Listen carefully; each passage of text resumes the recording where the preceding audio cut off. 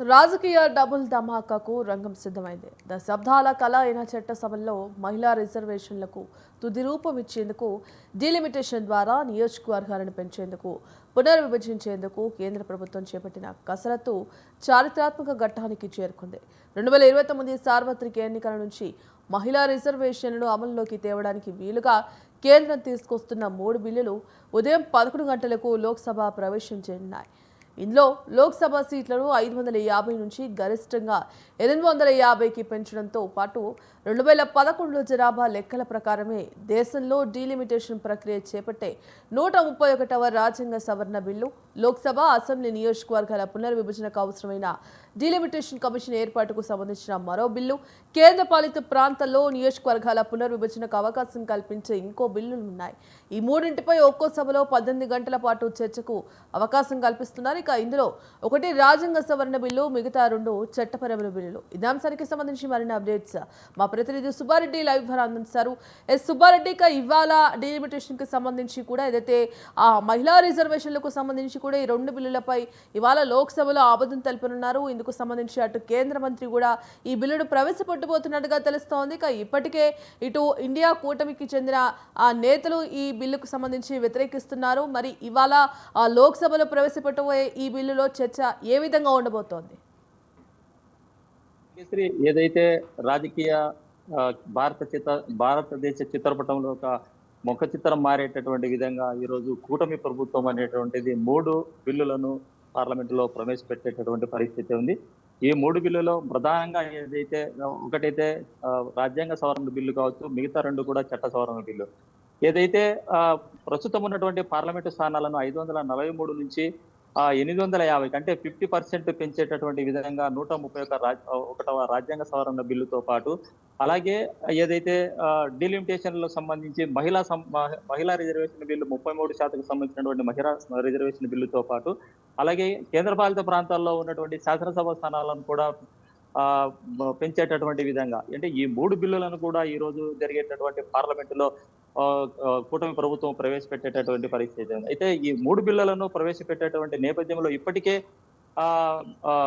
ప్రతిపక్షాలు దీనిపైన పూర్తి వ్యతిరేకత అనేటువంటిది చెప్తున్నటువంటి పరిస్థితి. ఎందుకంటే జనగణన ప్రకారం 2011 జనగణన ప్రకారం తీసుకున్నట్లయితే దక్షిణాది రాష్ట్రాలు పూర్తిగా నష్టపోయేటటువంటి పరిస్థితి ఉన్నటువంటి నేపథ్యంలో మరి ఈ రోజు జరిగేటటువంటి పార్లమెంటులో ప్రతిపక్షాలు ఏ విధంగా ఈ చట్ట సవరణ బిల్లు కావచ్చు, అలాగే రాజ్యాంగ సవరణ బిల్లుకు సంబంధించి ఆమోదం తెలుపుతాయనేటువంటిది ఒక యాంగ్జైటీగా ఒక జనాలు అనేటువంటి ప్రజలైనటువంటి ఎదురు చూస్తున్నారని చెప్పుకోవచ్చు. ఎందుకంటే చట్ట సవరణ బిల్లుకు ఖచ్చితంగా 2 భాగాలు అనేటువంటిది అంటే 292 మంది ఉండేటటువంటి మెజార్టీ కలిగినటువంటి కూటమి ప్రభుత్వము ఈ బిల్లులు పూర్తిగా ఏదైతే పార్లమెంటులో ప్రతిపాదించినటువంటి బిల్లులు ఆమోదం పొందాలంటే ఖచ్చితంగా 392 మంది మెజార్టీ సభ్యులు అనేటువంటి వాళ్ళు ఆమోదించినటువంటి నేపథ్యంలోనే ఈ బిల్లులు పాస్ అయ్యేటటువంటి పరిస్థితి. అయితే ఈ రెండింటికి మధ్య దాదాపు 100 మంది పార్లమెంటు సభ్యులు ఎవరైతే దీన్ని ఆమోదించాల్సినటువంటి పరిస్థితి ఉంది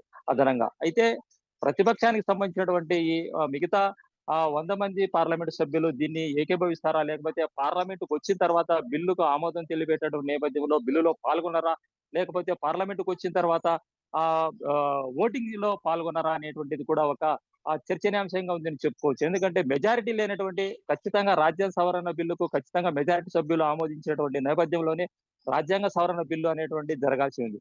అయితే మిగిలిన చట్ట సవరణ బిల్లులు అనేటువంటిది ఏదైతే ఉండో నామమాత్రంగా మెజారిటీ ఉన్నా కూడా పాస్ అయ్యేటువంటి పరిస్థితి. అయితే ఈ 3 బిల్లులను ఖచ్చితంగా కూటమి ప్రభుత్వము ఏదైతే ముసాయిదా బిల్లులకు సంబంధించినటువంటి ఈ 3 కూడా ఖచ్చితంగా ఈ రోజు నుంచి జరిగేటటువంటి 3 రోజుల పార్లమెంటు సమావేశాల్లో తీర్మానం చేసుకొని అందుకు సంబంధించి ఆమోద ముద్ర వేసుకోవాలనేటువంటి పరిస్థితిలో వ్యూహంగా కూటమి ప్రభుత్వం ముందుకెళ్తుందని చెప్పుకోవచ్చు.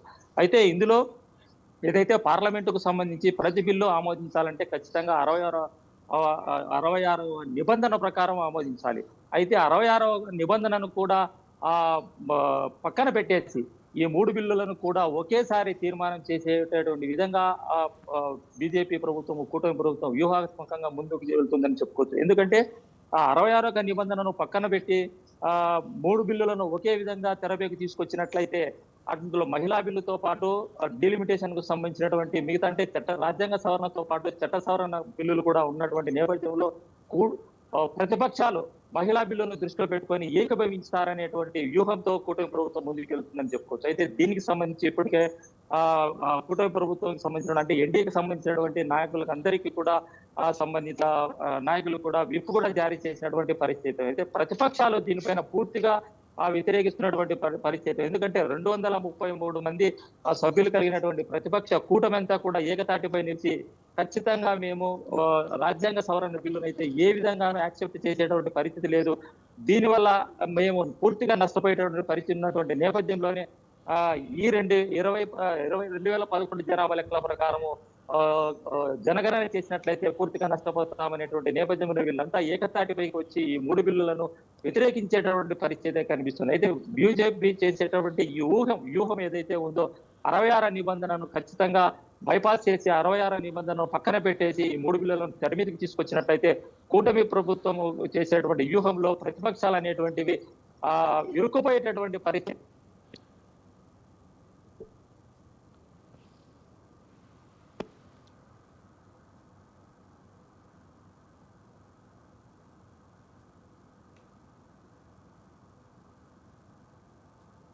రైట్.